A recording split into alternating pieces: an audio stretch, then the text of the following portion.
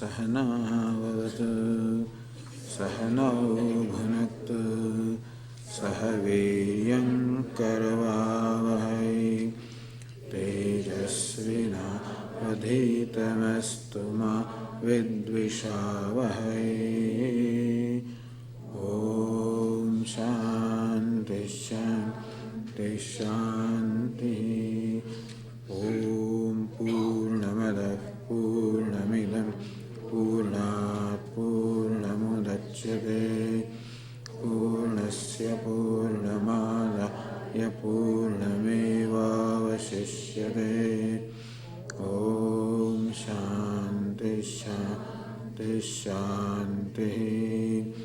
श्रुतिस्मृतिपुराणानाम् आलयं करुणालयं भगवत्पादं शङ्करं लोकशङ्करं शङ्करं शङ्कराचार्यं केशवं बादरायणं सूत्रभाष्यकृतौ वन्दे भगवन्तौ पुनः पुनः। ईश्वरो गुरुरात्मेति मूर्तिभेदविभागिने व्योमवद्व्याप्तदेहाय दक्षिणामूर्तये नमः।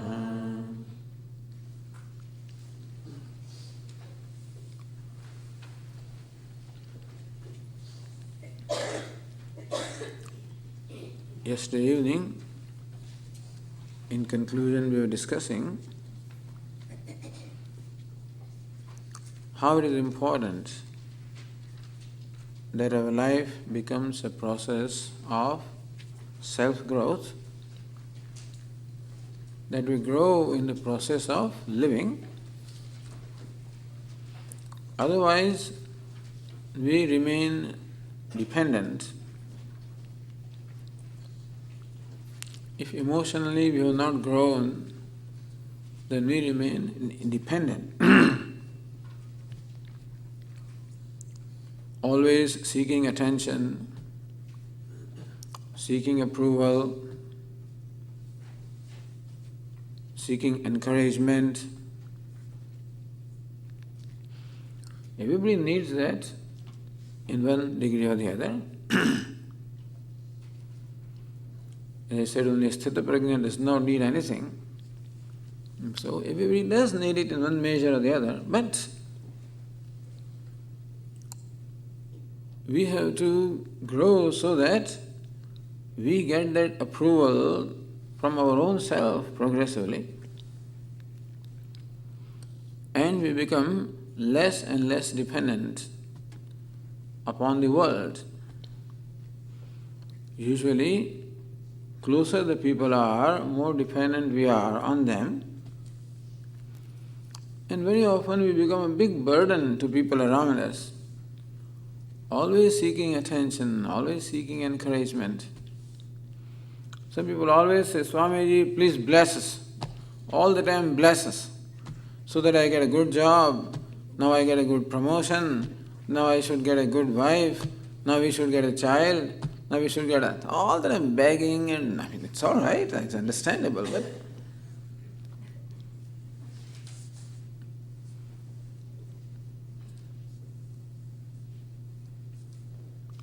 so this attitude, not attitude, but this strong need always to be helped,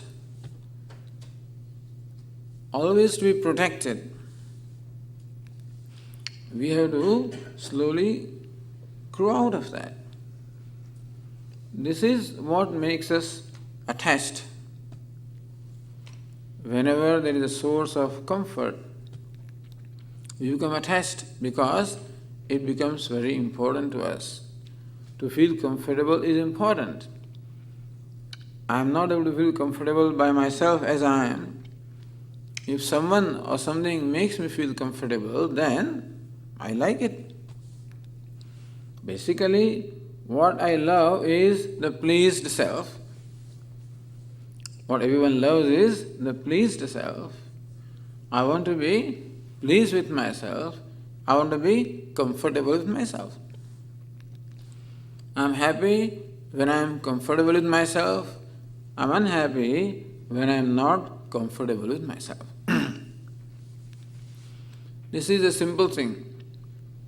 Happiness really has nothing to do with outer world.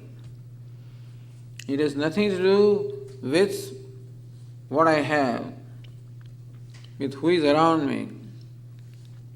Happiness is centered upon I, and I am happy when I am comfortable with myself. I am accepting of myself. I am pleased with myself. I am unhappy when I am uncomfortable with myself, not accepting of myself, not pleased with myself, not satisfied with myself. We should understand this.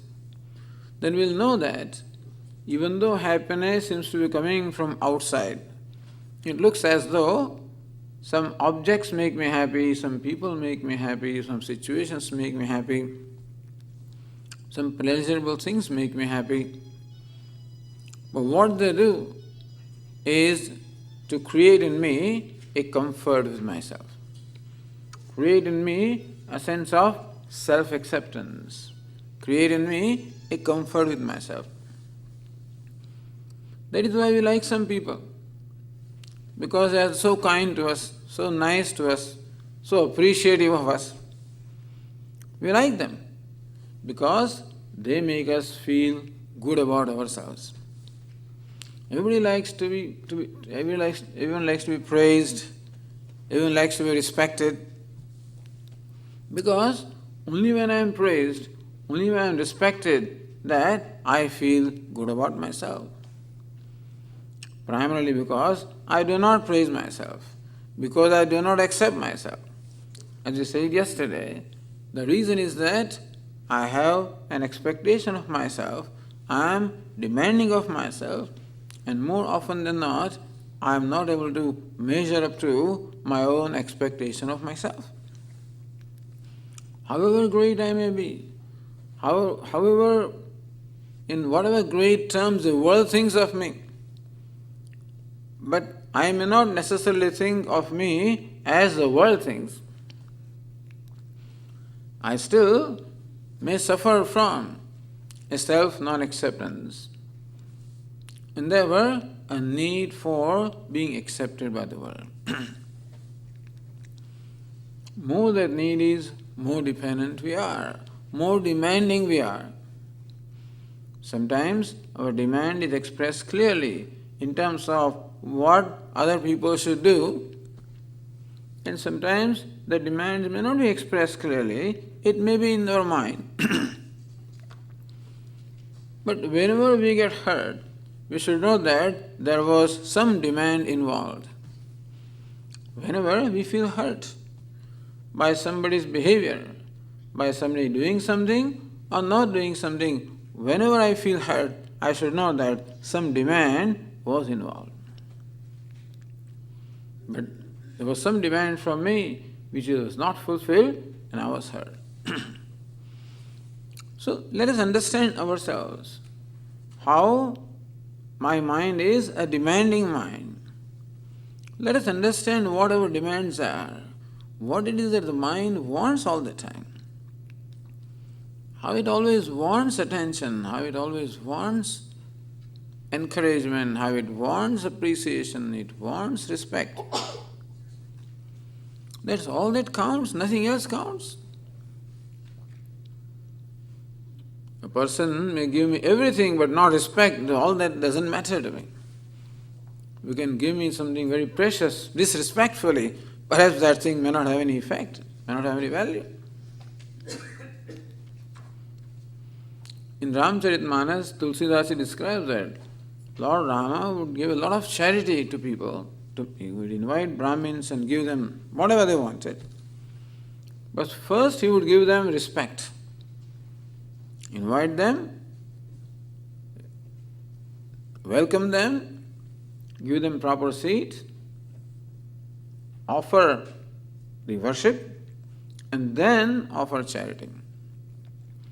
Tulsidaji says that the most important to give is manam or respect. And we have a need for being respected. Swami, I have self-respect. I can't accept this. I cannot tolerate this. That is nothing but demand for respect.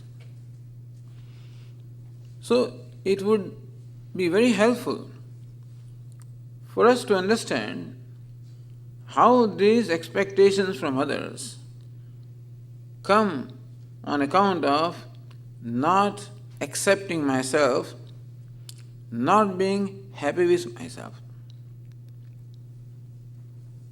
So in our life, the process generally has to be to derive happiness from others. And I go out of my way to please others so that they will please me. To respect others so that they will respect me. To do such that they will approve of me. Very often, a lot of our efforts are there to please others, to look good before others, to become acceptable to others. What will happen if they do not accept me? What will happen if they do not respect me? I cannot accept that situation. So it would be very useful for us to look at our own mind and see where we are coming from. How we are often coming from a sense of self-non-acceptance, a self-dissatisfaction, and how that causes me to go out of my way to please the world, to get the approval of the world. There's nothing wrong in pleasing the world. There's nothing wrong in pleasing the world. You do that. But as best as possible, please the world for the sake of pleasing the world. Not with an expectation that they will please me in turn. Datavyam iti yaddanam diyate anupakarane. Lord Krishna says that is called the greatest charity. When it is offered to someone without expectation of return in favor. Anupakarane, that he will do upakara, he will return the favor to me without that kind of a calculation or that kind of an expectation it is given. Given out of pleasure, it is my pleasure to give. That is the most exalted dhanam or charity. That charity applies not only to money, to anything. We respect somebody, that's the charity. We honor somebody, respect somebody, help somebody. That help, respect, honor becomes most exalted when behind that there is no expectation of return of favor. It is always there. I'm just saying what is ideal. And this is being said so that we can become aware of the workings of our own mind as to how the mind always has expectation. We rarely do things without expectation. Swami, this is natural. I've done so much. There must be some appreciation for that. This is the minimum that you expect. At least one word of appreciation, one kind word. Even that also is not forthcoming. This person has no value at all. Person has no appreciation at all. Often we hear this kind of complaint, or we also complain. I don't say there's anything wrong in this complaint, but what I'm saying, it shows our helplessness. It shows our neediness, that's all it is. That we are needy is accepted. But what is meant by growth is that progressively we become free from needs. That's all it is. A renunciate ideally is the one who is free from needs. Or at least one who can manage the needs. Who is free from emotional needs, free from any other need. Or at least one who can manage the need. What is meant by managing the need is that if the need is not satisfied, it is quite okay.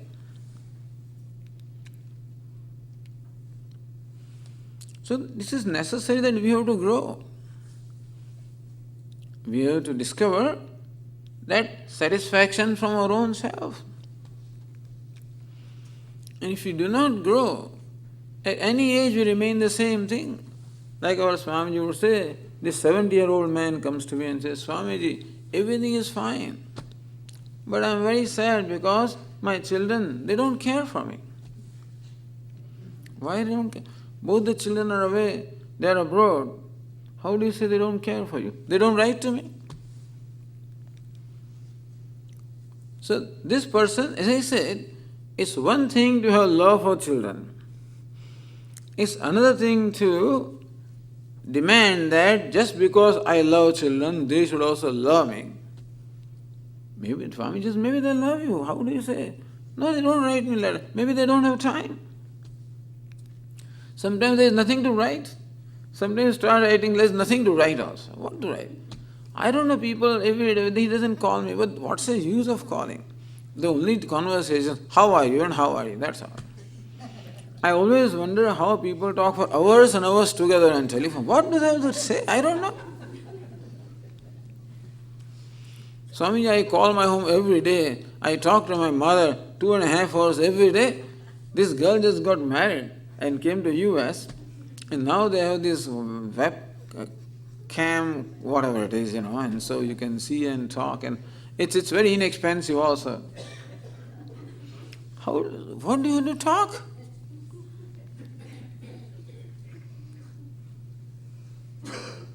But sometimes there's nothing, so they don't call you because there is nothing to say. Some people only call only when it's necessary, that there is something important has happened, that's all. But this man suffers from a sense of lack of attention because children do not pay attention. Swamiji, everybody is selfish. They're all grown up, they're on their way, they don't care for parents. What all we did for them? How much we have struggled and strained to raise them. They are grown up, they don't care. Maybe they don't care, that also may be true. It's possible, that people may not care. They're just too busy with their own life and that people have no room for anybody else in their life. That may happen. But on our part, it would be desirable that in raising our children, that we also become free from the need of their paying attention to us emotionally. If monetarily you need some help, then if you need physically some help, that's all understandable. But more often than not, our need is emotional need. To be attended to. So drawing attention. And we have to grow. That is why separation becomes devastating. When the son grows to 18, a son or daughter, and they go away from home and go to college, the mother or father mother gets devastated. So the whole home is empty. There's nobody here. There's no life. Which is true also. I'm not saying that you would not feel the separation. You will feel.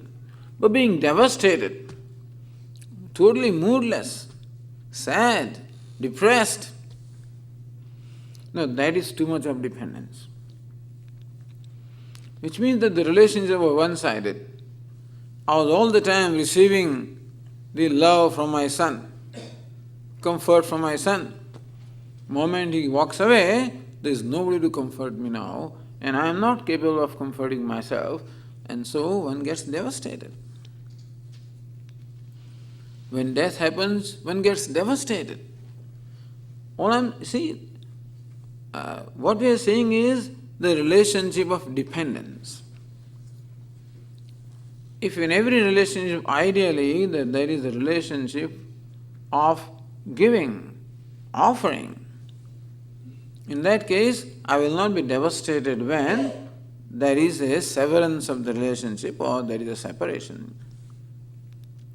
They said yesterday, this is an unpleasant or whatever reality of life, that whatever comes together is going to be separated someday. And we should know that, and we should be prepared for that emotionally.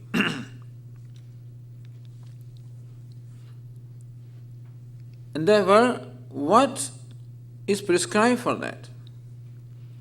What do we do, Swamiji, to become emotionally independent?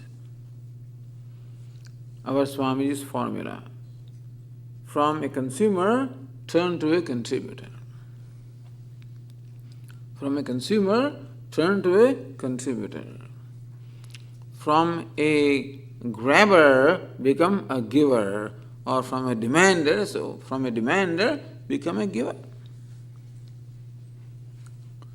Thus every relationship then becomes an opportunity for us to give something. Give in terms of our kindness, give in terms of our love, give in terms of our care. Progressively we learn to enjoy the process of giving. Enjoying what we get in easy enjoyment. But that is an enjoyment fraught with dependence, which sometimes creates helplessness. Says Lord Krishna in the Bhagavad Gita, Vishayendriya sanyogat yattadagre amrutopamam pariname vishamiva tat sukham virajasam smritam. That happiness is called rajasa or binding happiness, which comes from the contact with sense organs with objects of pleasure. Meaning that any happiness that comes from outside of myself, it is very sweet in the beginning but turns out bitter at the end. This being said in reference to the sense pleasure. Vishayendriya sanyogat yattadagre amrutopamam sukham. That pleasure that comes from contact with the objects of pleasure. When sense organs contact the objects of pleasure, and the pleasure that comes, Lord Krishna says, is very sweet in the beginning but turns out to be bitter at the end.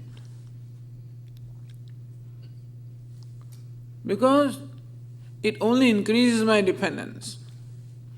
It's nice to enjoy a cup of coffee. Nice to enjoy a sandwich. Nice to enjoy a little music, Swamiji. Then this, and then now there is coffee, then there is sandwich, then there is music, then there is a little TV, then there is this novel, then there is whatever. Yeah, we surround ourselves with many objects of enjoyment, and we keep on deriving enjoyment from those things. But then we get used to being entertained. They call this TV an idiot box because it makes us idiot. I don't know why they call it idiot box. It's a box for idiots, or it's a box that makes us idiot. I don't know. What is happening today is that we get so used to being entertained that we lose the capacity of entertaining ourselves. Today's teachers have a lot of problems in the schools also, because children are used to be entertained. When you watch TV, somebody entertains you. When you have the internet, somebody entertains you. You get so much used to being entertained that when you are subjected to a teacher in a classroom where the person is not entertaining, he's just communicating, teaching you, but not entertaining, people get bored in no time. They start dozing off, they start yawning, they look up in the ceiling. Teachers have a lot of problem with children, but they're not with them. Attention span is so short. If you can engage them, by various kinds of jokes and whatever it is, and then keep their attention, then they will be with you, otherwise not. That's the greater challenge the teachers have. Let us hope that Swamis don't have that challenge.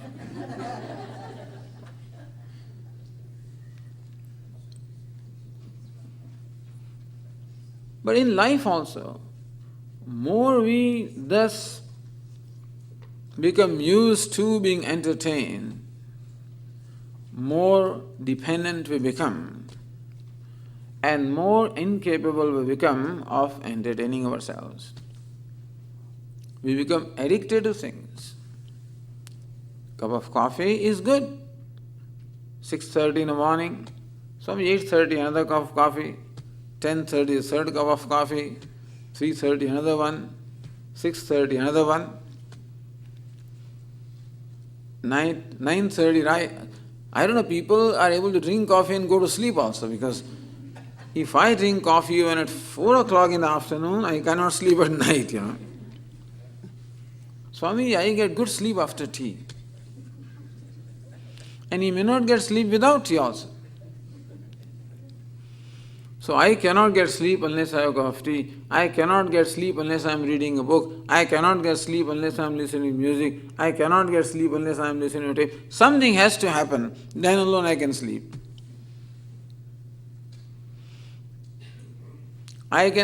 Swami, I can wake up in the morning only when there is radio, so the alarm and then it starts, some radio music starts and it entertains and wakes me up. Then I wake up. It's nice to have those things, but it's a different thing to become dependent upon them, that I feel lost. When that is not there, that's a problem. It's one thing to enjoy something, it is another thing to become dependent upon that.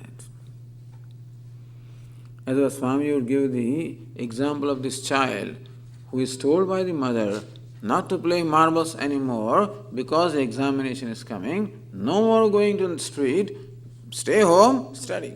This fellow cannot study. He only thinks of marbles because his friends are all playing and enjoying, and he is sitting here and having to study. He keeps playing marble by himself. His mother thinks that he's reading, but this is what he's doing. So this capacity, which is a big capacity, to be able to enjoy the thing as it is and be able to let it go when it is not, the capacity to let go of a thing, not hold on to it, not hang on to it, but let go. By let go, we do not mean that we become indifferent to it, that we hate it, not that. Let go means give that the freedom. Give the thing the freedom. The child wants to go, he's 18-year-old, wants to go to college, he wants to live, he wants to be independent, wants to live in dormitory, he will not accept admission in any nearby college, he will want to go far away, not even Swami in driving distance, not even 3-4 hours far away, because they'll expect me every weekend and stuff like that. I don't want that.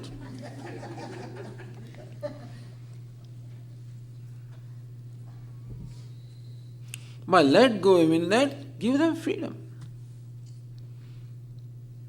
Wish them well. Let me see how you are going to do without me. Give him challenge.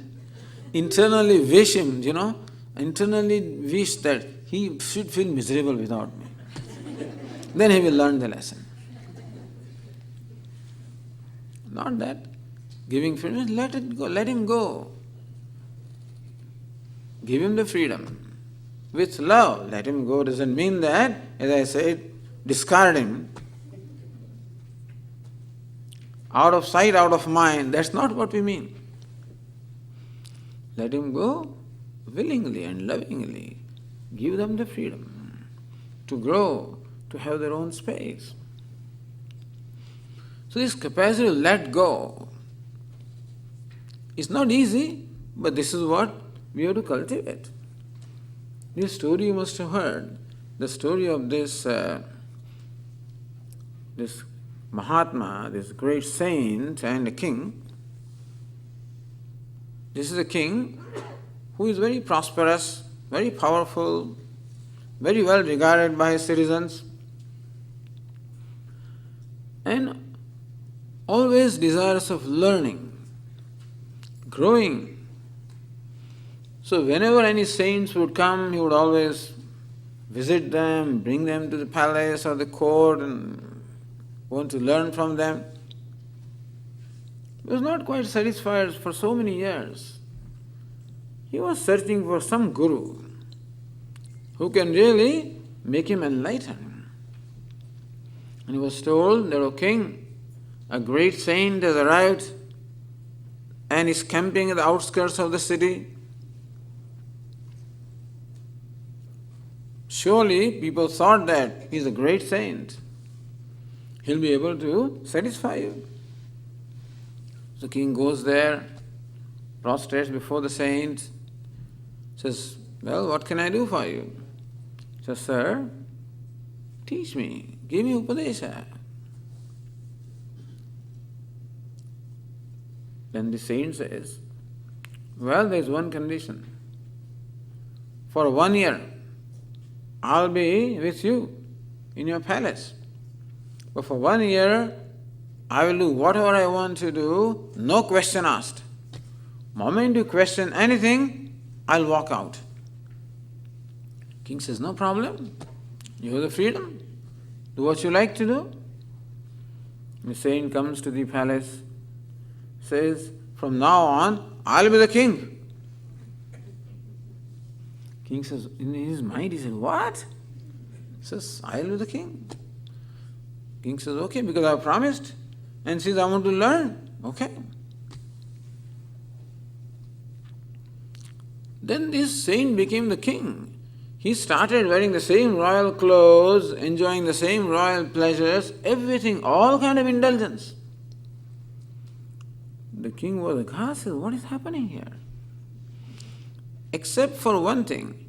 Every evening they would have a session from 6 to 7 in the evening, when the saint would call the king and teach him the scriptures. And that was the very best time that the king had. He found that the saint was a different person at that time. But rest of the time,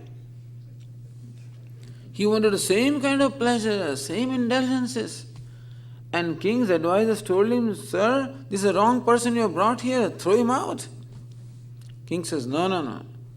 I have promised him and I'm sure he's a great saint and he's teaching me." So, this went on for quite some time, until a time came when the king could put up with this no more. And one day he was angry. He said, what sort of saint are you? You are doing everything that I was doing and even more. I thought saints are people who have given up all worldly pleasures. And you are all putting on royal robes, having all kinds of worldly pleasures. How can I look upon you as Guru? You should set an example for me, and this is just a wrong lesson. Saint says, "All right, king, our contract is over. The contract was you should not question anything that I do. Since you have done, fine, I'll be out. But you are a good person." The saint says, "You are a good person. Your intentions are good. Even though you have not kept your word, your intentions are good. Therefore, I like to give you a parting gift. But not here. You come with me." And so the saint walked away. The king accompanied him, kept on walking for a number of days, until they came to the very border of the whole kingdom. The saint continued to walk beyond the border. The king says, "Sir, I cannot come beyond this. My kingdom comes to an end. Beyond this are my enemies. I cannot come there. Not only that, but so much is waiting for me. I'm away from the kingdom and administration for so long, I have so many things to do, I can no more continue to come with you." Saint says, "All right, bye-bye." All the robes and everything is removed. He's back to his only loincloth, that says, it's okay. So we separate from here. What's the lesson? The saint says, look, you thought that I was indulging into all the pleasures. Well, maybe I was. But the difference between you and I is that I can walk away. All clothes are given up. All pleasures are given up. The kingdom is given up. Power is given up. Let go. I can walk away. And you cannot walk away. That's the difference. And that's what you have to learn to do. So this ability to walk away without hating, understand? Walk away with comfort. You're all right? When the pleasures were there, was all right. When they're not there, also all right. This is called vairagya. We hear the word vairagya. Vairagya means dispassion, meaning freedom from passion, freedom from ragadveshas, freedom from attachment or aversion.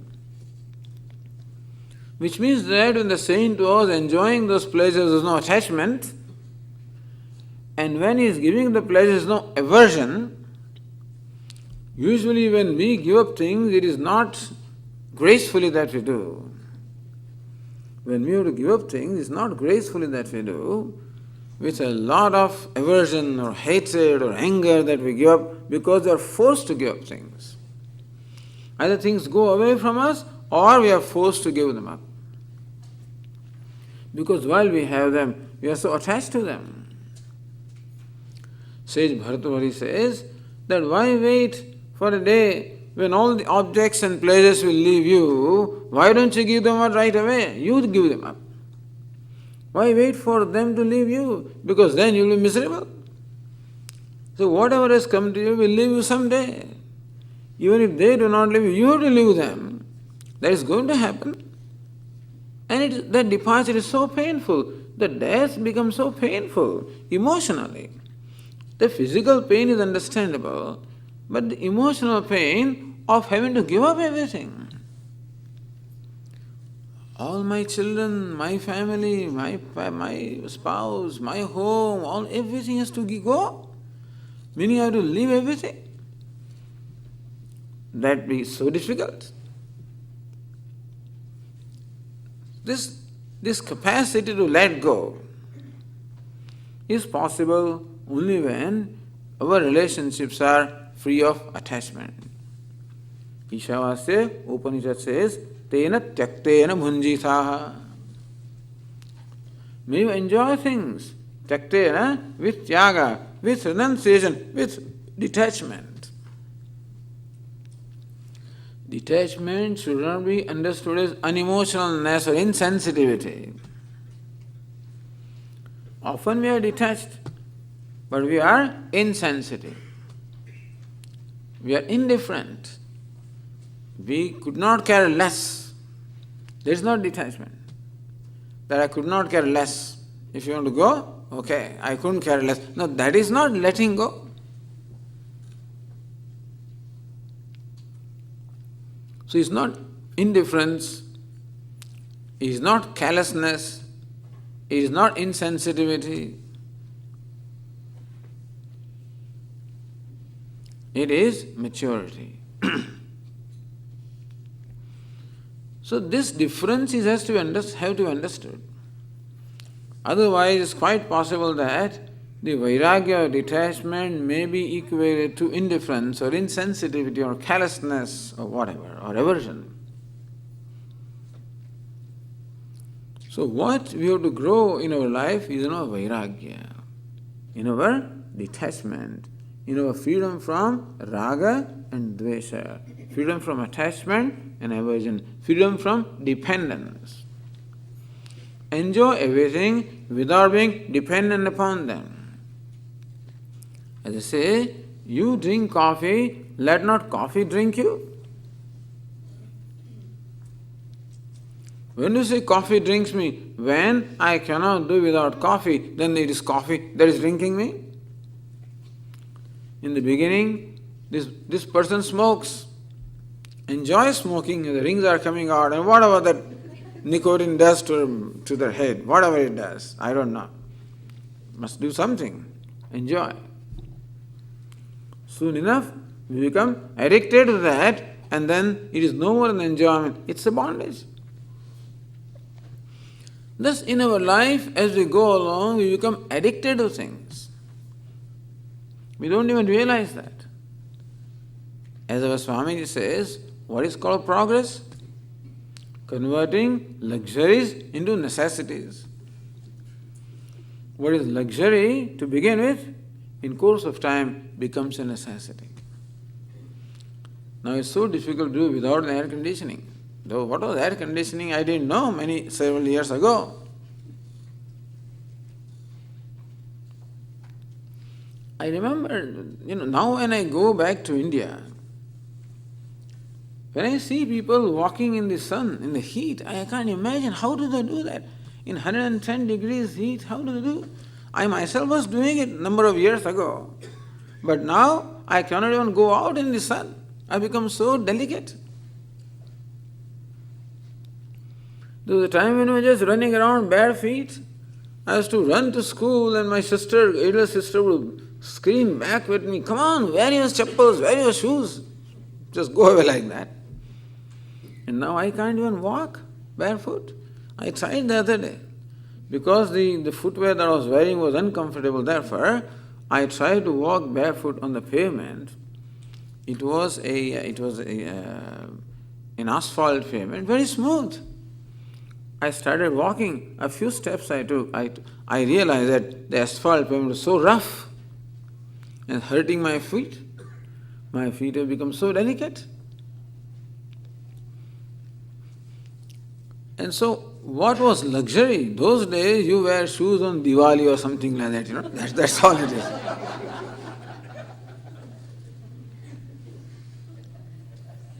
It was a luxury. Soon became a necessity. We never used to be served tea at home. The children studying at home, they don't get tea or coffee, no caffeine. If very small children demand tea and cry for that, in a whole glass of milk, they'll put 2 drops of tea. Okay, take it. It's only when I became engineer and started working that the freedom. And then also I did not drink tea. But then I discovered that all my colleagues, all other engineers were having a good time. There was a tea club at 9 o'clock in the morning. They would sit around the table and enjoy tea. There was a canteen, the peon used to make tea and bring tea for everybody. They were enjoying it. I could not join them because I did not drink tea. Just to join them, I started drinking tea. So every morning now, 9 o'clock, we enjoy a cup of tea, have fun. 3:30 in the afternoon, another cup of tea, have fun. For the sake of fun. This went on for several months. Then once I had to go over a weekend, there was some shutdown was there and went over a weekend to the factory. That time, because it was a weekend, there was a holiday, there was no tea club and there was no peon and there was nobody making tea. And so and then in India, tea comes to you. Here, of course, when that wagon comes, then you get up and stand in line and get your cup of coffee. Even when you get to a place of work, that cart comes with tea and sandwiches and whatever it is, and you go and there it comes on your desk. But today was a holiday, no tea came. Okay, I continued to work.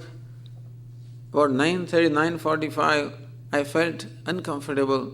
About 10 o'clock, started feeling headache. 10:30, started feeling nausea. 11 o'clock, I threw up. And still I did not know what was the reason for that. When this happened a few times over the weekend, then I connected cause and effect relationship, that no tea, then this headache and throwing up. I used to get what they call migraines. in absence of tea. Now tea became my master and I became a servant. I must make sure that wherever I go, I must have tea before 9. There was a time limit also. If I missed that time, if I did not have tea before 8 o'clock in the morning, by 8:30 I would definitely get headache. Even if it does not come, I will invite it. Now I wasn't sure whether the headache came or I invited the headache. It's not I who is drinking tea, it is the tea that is drinking me. What was a luxury became a necessity, and now it becomes a bondage. As I say, luxury comes as a guest, lingers on to become host, stays on to enslave you. Thus soon before we realize, we become enslaved by little things, by the furniture in our home, by the color of the walls, by the flowers in the backyard. It's nice to enjoy those things. It is another thing to become dependent upon them and to become sad or unhappy in their absence. Swami, winters are miserable, they're so depressing. Even I get depressed later, I can't say anything, but then because we are so used to sunlight, it's one thing to enjoy something, it's another thing to become dependent upon them. People here, they don't get depressed. People living in America, they enjoy winter also. Swami, there was no snow this time. Children want snow. I hate snow because it's so slippery. But here, people want snow. Enjoy every season. In snow season also there are activities. They enjoy it. I see, when I went to university here, I used to see other younger children, boys, and they would have fun. Actually, there was so much snow and it would all be ice that they would sleep on that, with their shoes also. It's like a skiing thing, for them. And I could not take a step because I put a step and I would slip.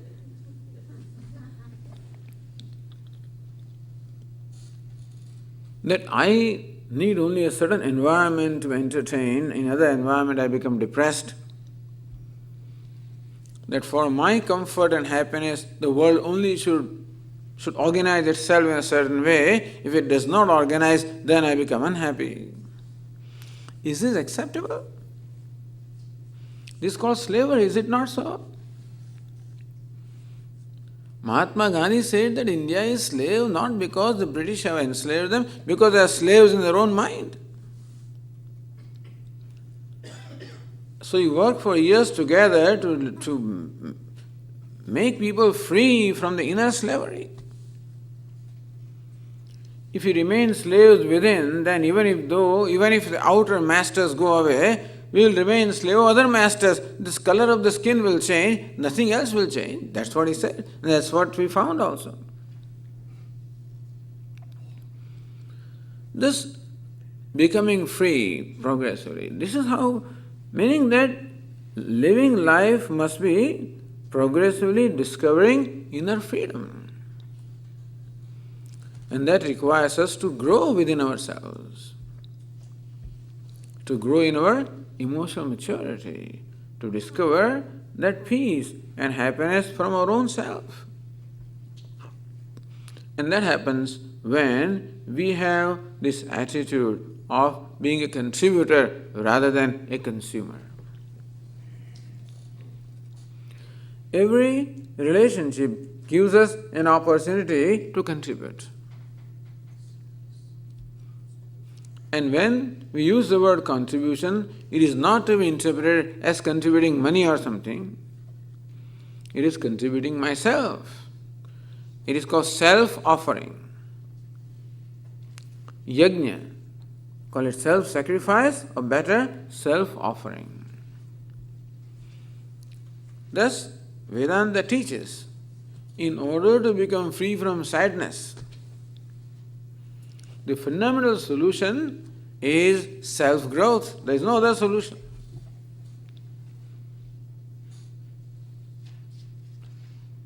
Meaning, growing in my own large-heartedness, growing in my own charitableness, growing in my own inner qualities of compassion,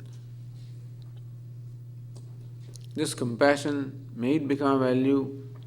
Kshama, forgiveness, may they become the values. We can use every encounter or every interaction with the world. And what is the world? What is outside my body is the world. Right now, all of you are the world for me.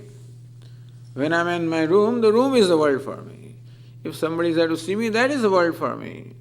Thus, at any moment, whatever is other than us is the world.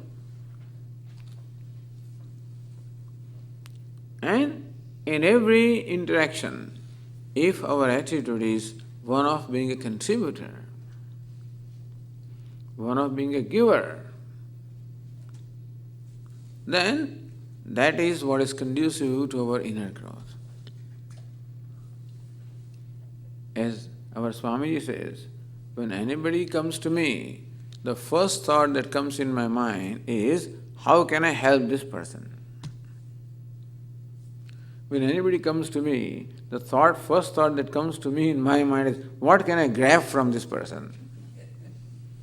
How can I use this person? How can I use this person to my advantage? This is a thought that comes to me. And from that strategy I interact. So what is my strategy? Of taking advantage of somebody or giving them the advantage? If we have this attitude of taking advantage, of grabbing, then we will always remain beggars, meaning we will always remain desirers, we will always remain beggars, we will always remain needy. And it is this neediness which is the cause of sorrow. Because a needy person is always a demanding person, also a wanting person. Whether the want or demand is expressed outwardly or not, always a wanting person. And more often than not, my want will not be satisfied, because world has its own want, world has its own agenda, and world is not obliged to fulfill my agenda all the time. So more often than not, my need or want may not be satisfied. I'll feel disappointed again and again, or hurt again and again. If we get hurt or disappointed, it's easy to blame someone who became the cause of my disappointment. At the same time, I should look at myself that I also contribute in that hurt or disappointment by having an expectation or a demand from that person. I cannot be hurt unless I cooperate. I cannot be sad or unhappy unless I cooperate. And I cooperate by being a needy person, an expecting person, a demanding person. That's how I empower the world to make me unhappy. They say that the world cannot make us unhappy unless we empower them to do so.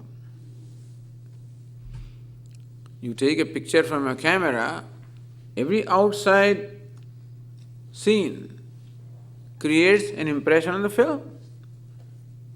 When you open the shutter of the camera, the outside light creates an impression on the film. In that camera, instead of that film, you will fill up a plain paper and then open the shutter. Will that light outside be able to create an impression?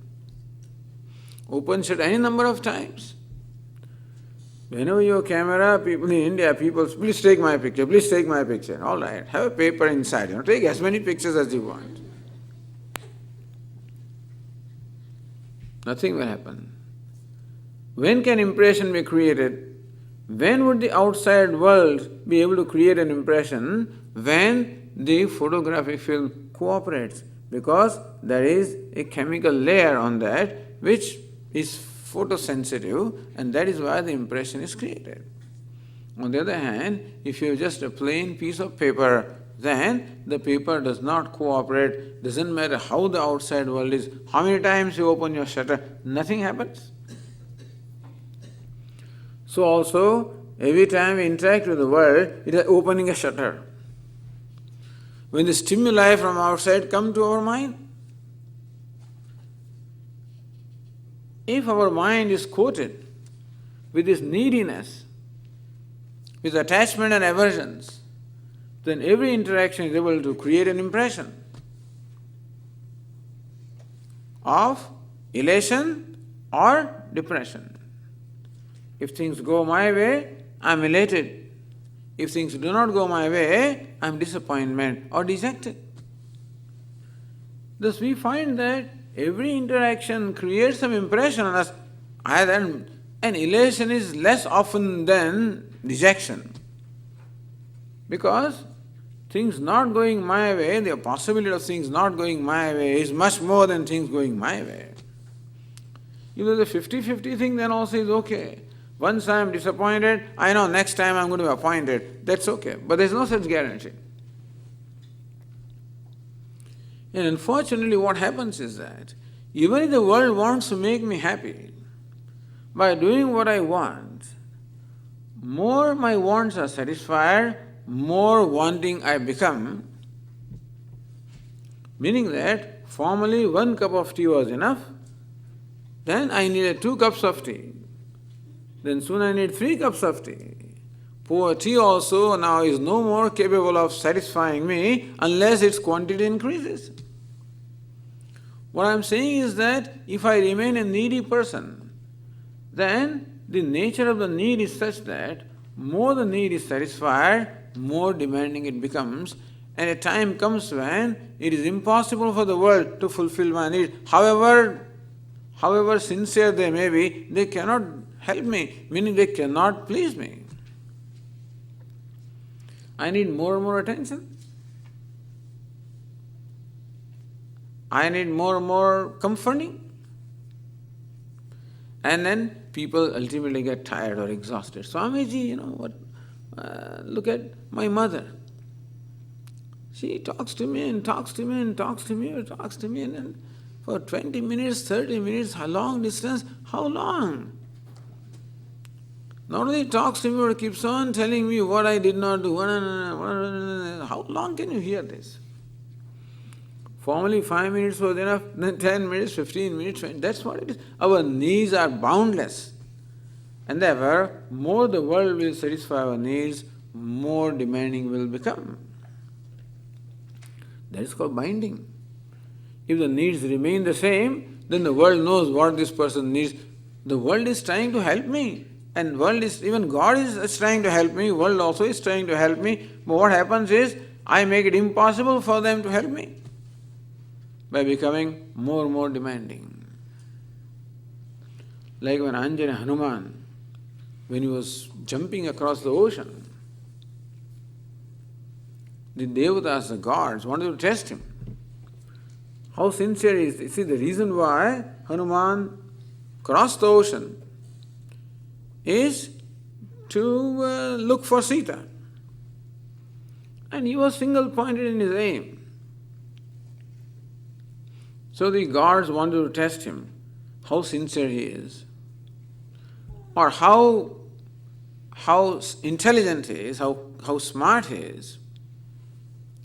So first test was that the ocean raised one mountain and told Hanuman, come on, take rest before you go further. Hanuman says, no rest before my work is done. Thank you very much. He proceeded. Second was a female demon, not a demon really, she actually used to be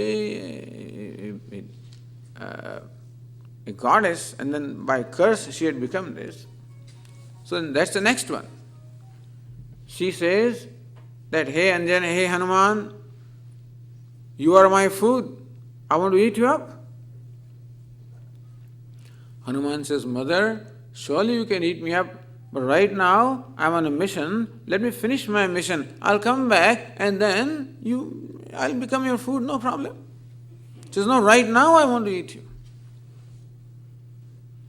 So she opened her mouth.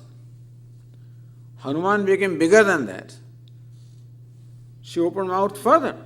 Hanuman became bigger. She opened mouth yet further. Hanuman became yet bigger. She opened mouth for 100 yojanas. Hanuman became so little, entered the mouth, came out before she could even close it.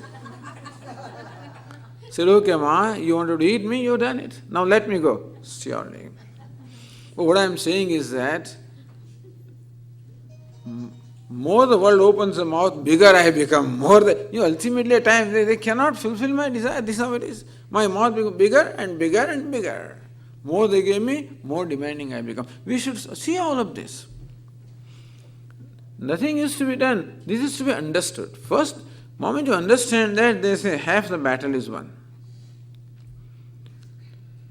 As our Swami would say, all this is not said to create any complexes. All this is said just so that we understand our own self, understand our own mind.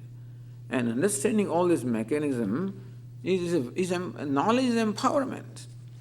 To understand what is going on, it is empowering because then we know what to do about it. So the capacity to let go, we call vairagya, freedom from attachment and aversion. This freedom we have to grow in our life progressively. Then alone it will be possible for us to gracefully accept the separation. Whether it is separation of my son going away to university, or separation of my child going abroad, or separation of leaving this world, whatever, although each separation of different kind, but still, it will be possible for me to absorb that separation only when I have grown within myself. We'll continue that discussion. Om Purnamadav Purnamidam Purnat Purnamudachyate Purnasya Purnamadaya Purnameva Vashishyate. Om Shanti Shanti Shanti. Hari Om. Shri Gurubhyo Namaha. Hari Om.